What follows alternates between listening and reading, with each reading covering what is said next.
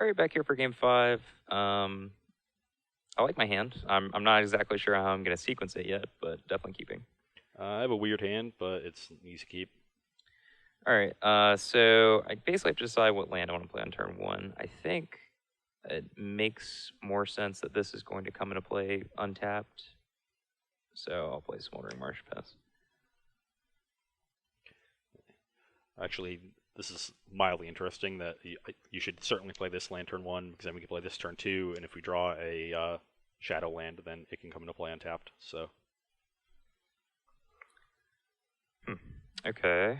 I don't think we need to play this turn, so we can just play this your turn.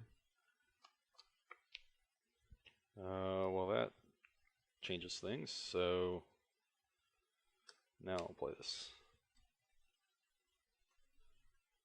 Yeah, so now if we draw Nissa, we can cast it.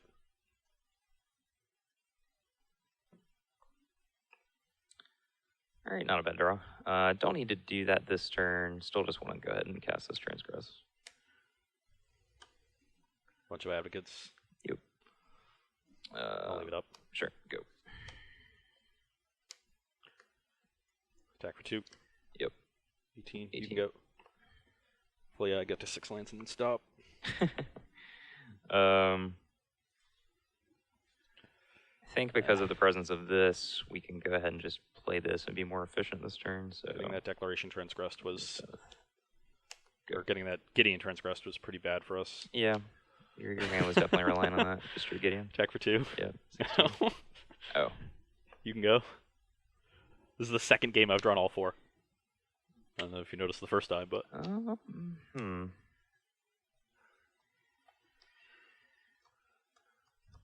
Please don't Radiant Flames me. Yeah, that would be very good. I don't have it. I could have tried to play 1 to play around Radiant Flames, but that's just not going to be good enough against his deck. Probably with this not, kind of draw where we're just all 1-for-1s. You can't just paste your 1-for-1s because then he gets to paste his. Probably has a turn to play like a Kalitas. We have to Declaration, and then any other big thing we just lose.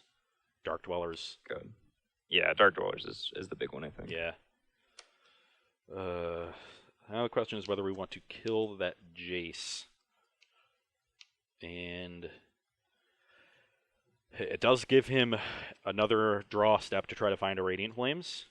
I guess Declaration or Jace, but both give him extra 1, so that doesn't change our play at all. I would assume he has an ultimate price or something here. He could have Silumgar next turn. But if he has just a removal spell here and we don't kill the Jace, then he gets to kill. We're down to 1 advocate, and even if this kills something, it's just not going to be good enough. I guess we can attack first. I don't think there's any. I'll just grasp one of them. Yeah, so that actually gives us information. So you go to 12. And at this point, we know that Jace is flipping. It's just too much of a threat. Declaration it. And he can't sack the clue. I guess he can still pop it next turn if he's digging for a Radiant Flames, but Plains you can go.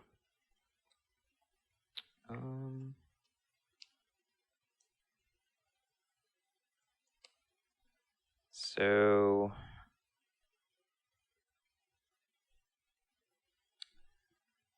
I could cast this turn and pop the clue, but there's a chance this card will just become invalidated if Ross just draws another land. So you want to grasp one of my advocates? I think we're gonna just minus bounce. Ugh. Go. That's pretty good. Yeah, just buy some time. Yeah. Just really. Now Ross has to choose between Gideon or Advocate, it looks like. No, I mean, I have the 6 land. I just, because I drew 3 planes, I don't get to leave up green mana, which is awkward, but it's not going to stop us from playing our things. That's definitely awkward. Could cast this we have now. the Abbey to go with the leap, which is also kind of nice, so. I think we should just go ahead and cast this. Go. That's pretty good. Attack for 4. Mid-8. Forest go. Then we can activate Abbey and sack something to leap. And you could also just peel off Avacyn. That would be annihilated. Should be pretty funny. Ruinous Pethos. Yeah, I guess I'll sack it. Please no Avacyn. Please no Avacyn. Please no Avacyn. Is that an Avacyn? That's an Avacyn. Sorry, I couldn't tell. Sack my clue. Yeah. I still don't think you're in bad shape. Your turn. If I find a removal spell for your Kalitas on this draw step. Yeah. Yeah, I think I just You just gotta play it. Yeah, because you're I can't block it, or I'm just chump blocking next turn anyway. So. Right. I guess I could try to have it flip on your turn, make you have something immediately. Attack for 4. 4. So I can. You can make a token. Make a token, sack it, have this flip. But then I could just sack and attack, and you are. You'd go to 1, then you'd go to 6, and then you'd be dead. Yeah, sure. Okay. So that actually is pretty good. If you just let this, it would be, if you had Silumgar, like that's going to be really good regardless. I'm probably dead to that. Given that you have a bunch of cards left in your hand, got flooded a little bit. I think I just need to try to end this game quickly. So I mean, we're attacking for 4. You're 4. Already did that. Sure. Go to 19.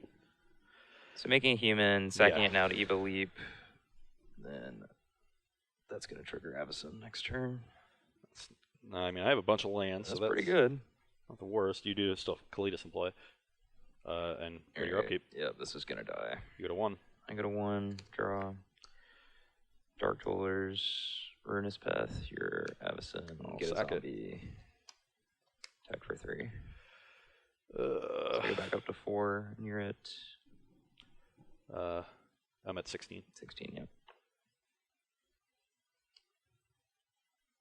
Just like peel off another Avacyn, I'm probably dead. Inspector. I mean, you still Kalitas. Yeah, but... 4 to 16. Your turn. I guess I have creatures here. I can block sack for a turn. Go. Maybe if I just attack you for 4 and pass there, and you untap and go to kill. Yeah, it's still bad for me. It's basically the same. Because I dealt the 3 damage that this thing dealt. Yeah. And instead I had you dead if you didn't have a removal spell. You have 2 cards? 3. 3. That is a lot of cards. And I now have 9 lands. What is possible? You could have made the token, blocked, sacked the token, and then I still have to answer Avacyn. Yeah, and then you're still at 4. The only difference is I took 3 damage and I got rid of a zombie. Sure. 3 damage to kill a zombie, which I think is a fine trade. Okay. And it kills you if you don't have anything. Yeah. I guess you're dead if you don't have anything anyway, but. You could have, I guess you could have had impulse for the token. Yeah, if I go for the other play, you can have an impulse. That's one way it can change. He probably just has a handful of removal spells, and this Kalitas is going to take over the game. I could try to draw a card with this Thraben Inspector and hit a removal spell. I've already used 1 declaration. If I hit a Dramokus command, then I'm pretty I can cast this and try to kill the Kalitas the next turn, which would be pretty good. I think just sacking the clue is your best bet. Yeah, I mean I could also just play a 4/4 Hangerback Walker, but that doesn't really do anything. Yeah, it doesn't block do anything. Kalitas. Yeah. So I will play Thraben Inspector. I will sack the clue. I guess I'll sack the clue immediately.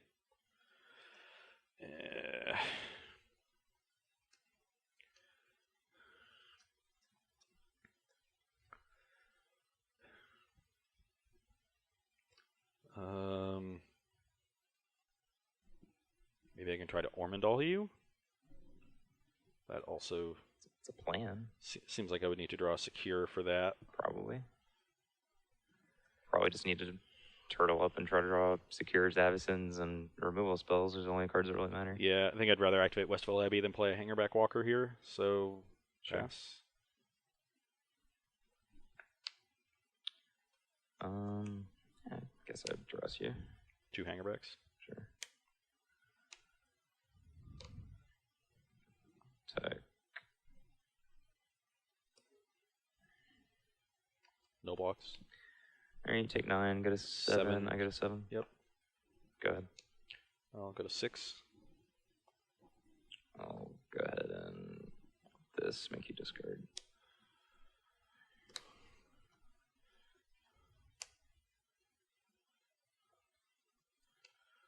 Well, that was good.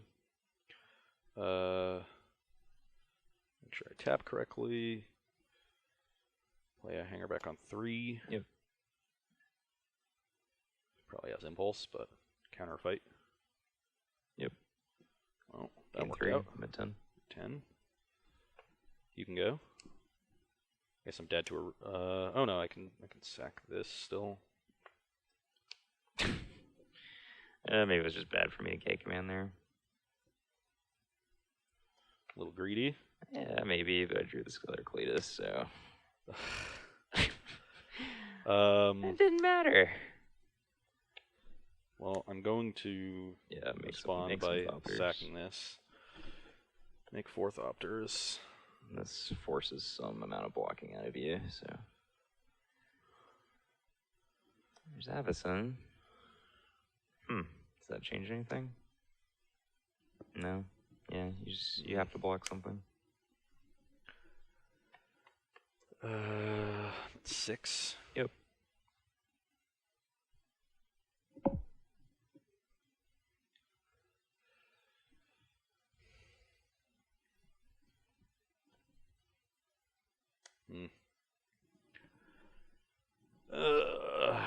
Pretty sure I need to Ormondal you.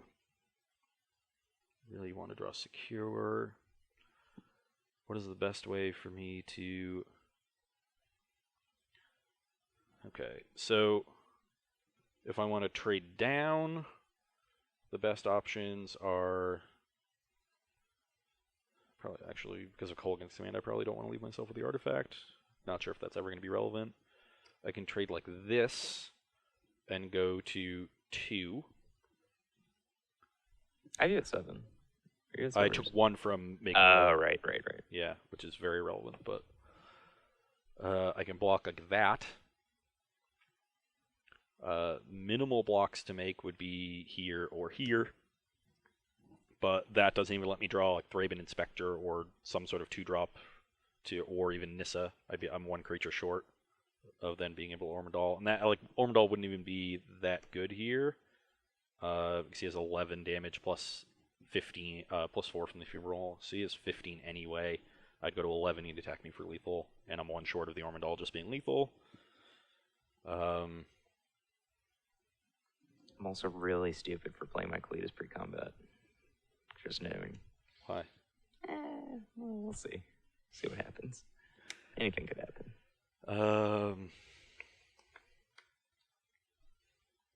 It also just has no impact on the board, so like. I mean, yeah. Currently, it made me sack the hanger. Like it made me sack the hanger back. Like, otherwise. Oh right, that's why I did it. Yeah. Okay. Otherwise, when you attack, all right, I'm not crazy. Yep. Just losing my mind over here. I think I want to leave myself with the most possible blockers next turn because of Avacyn. But that like the most possible blockers would be blocking like this. So I'd go to 2, and then I'd have to have 2, 3, 4, 5, 6 blockers next turn. And so even if I draw a creature, that's not enough. So I actually feel like I need to make trades, and these are basically the same because this requires 2 things to block, and these require 2 things to block. We shouldn't play around Colgan's command if you're going to 2. Yeah, sure. So that's irrelevant. I think those blocks are essentially the same.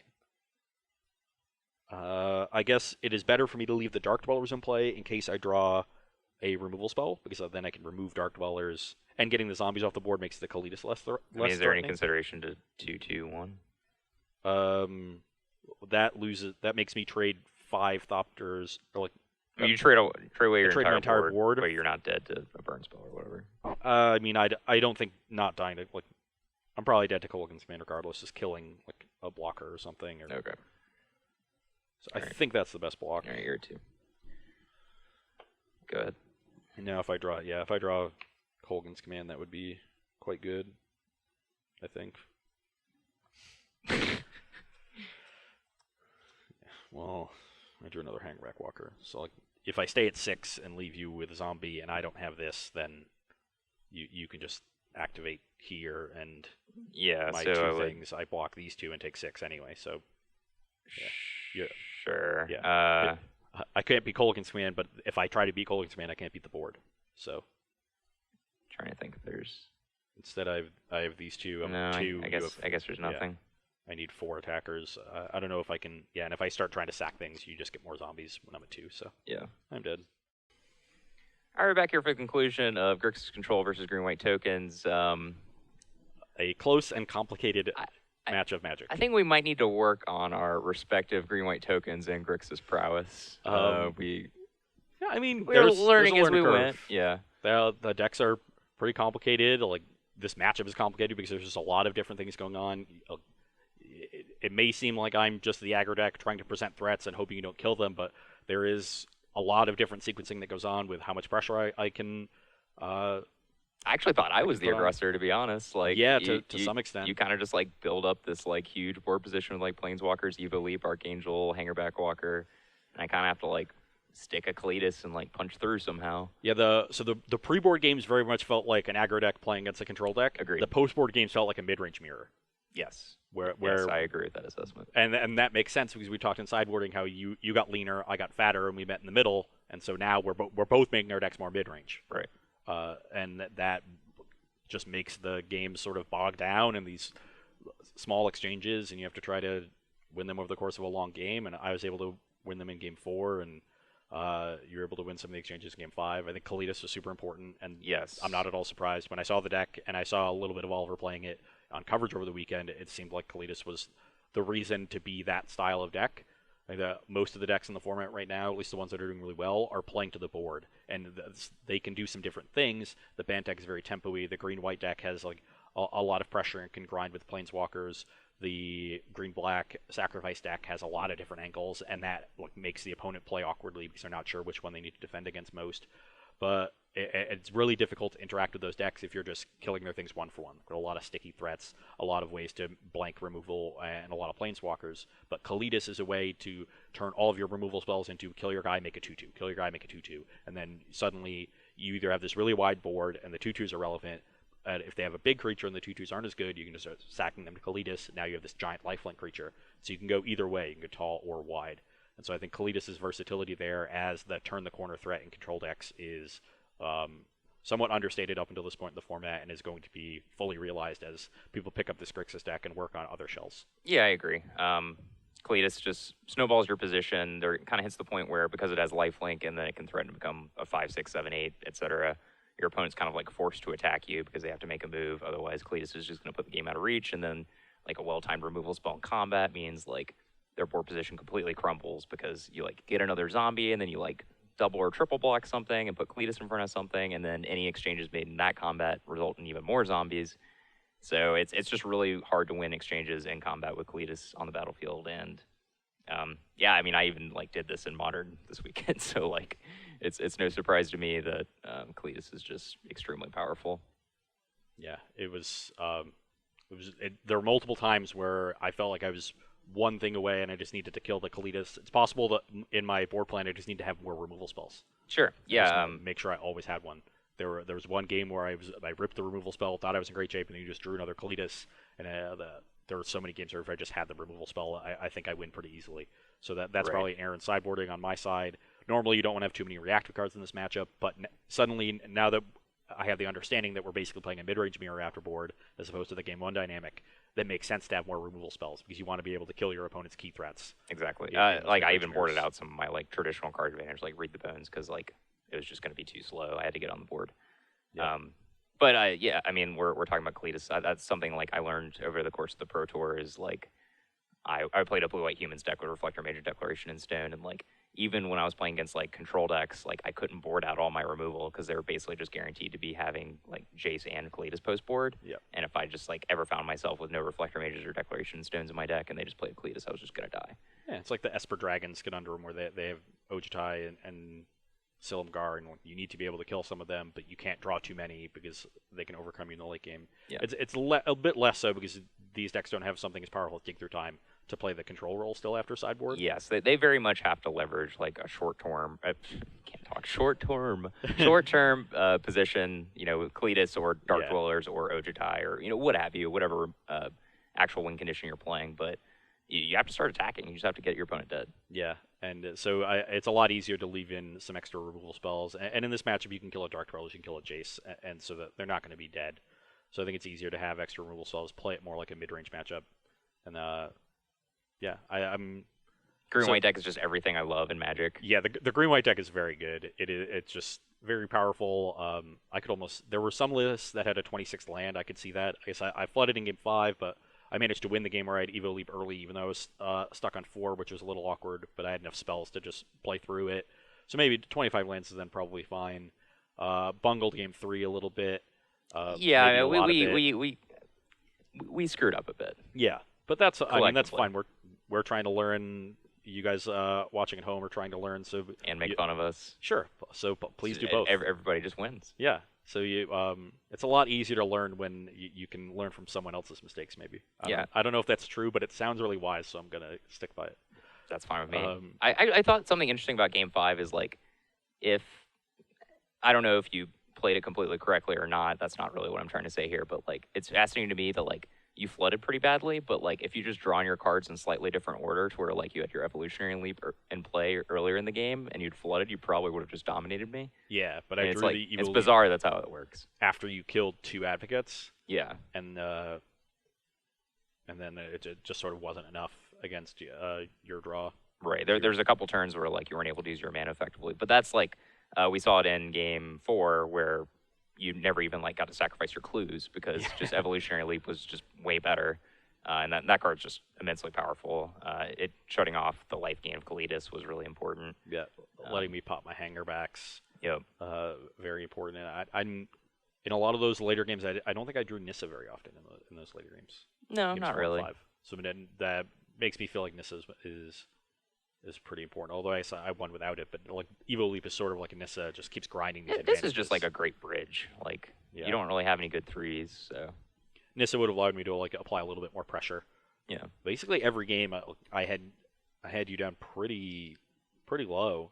If I look at the yeah like every Nissa also just like bogs the board down. I mean, it makes Leap better. It makes like getting through Kalidas harder. Yeah, it's just another one of those things. I do 2 in game 1. I do it 1 in game 5. I do it just these little. Look at me, just like expertly managing my life total. Yeah, you are just a master. On back in. But I think this is a very instructive versus video, which is I thought the games were fun. I learned a lot. I do apologize for game 1 in particular. That was kind of a mess, but making mistakes is part of the game. We're not going to play perfectly. I hope everyone out there doesn't expect us to play perfectly because they're going to be sorely disappointed. I hope they don't expect me to not cheat. That's probably going to happen every once in a while. Yeah, he does have Moto. The foreboding ruins. It looked like a smoldering marsh. I'm sorry. Yeah, the Shivan Reef. It's fine. Magic's a hard game. It's a complicated game. Yeah. Sometimes you just don't know what any of the cards do. Thanks. I had to get one pot shot in there. You're a jerk. You're just mean to me. You cheat me every week. It's out of love. It's a trade-off. My teasing you is out of love too. Okay. It's always from a place of love, Michael. I see. Well, yeah. I mean, I think that's it for this week. Yeah. Well, and on love. That's a good place to end. Yeah, for sure. The SCGTour is taking the week off. Yeah. We'll be attending a Grand Prix in New York. Pretty much New York. I believe it's in Secaucus. It's in Jersey, right? Yeah, it's in Secaucus. Where's that? Very northern New Jersey. It's where one of the main metro stations for trains from New Jersey to New York is. Gotcha. Secaucus Junction. Yeah, that should be fun. Standard, so this is probably going to be relevant to... Yeah, green white. I expect Grixis to have a sort of breakout this week. Agreed. I think it's going to be one in the top 8. Wouldn't be surprised at 2, and I think it'll be littered throughout the rest of the tournament. I wouldn't be surprised to see 4 or 5 more in the top 32. Have low numbers, but very good results, and it'll probably balance out a bit. Yeah, I'm looking at green white, Bant Coco, green black / the 4-color, various 4.5 color craziness that East West Bowl unveiled. That deck. I was around when it was being tested in the house for the Pro Tour. Yeah. And I admire their courage. Is it a Seth Manfield brew? It looks like a Seth. No, Tommy Ashton, actually. Really? But Seth was very attached to it very quickly. Yes. He sure does love a deck with bad mana. Yes. A big fan. But so we got some standard this week, and then the SCG Tour will be back for you the following weekend in Indianapolis. One of my favorite cities. Yes. Yeah, it is a great location, and we have a great coverage team for you. We do. It is going to be Cedric Phillips and Patrick Sullivan. The return.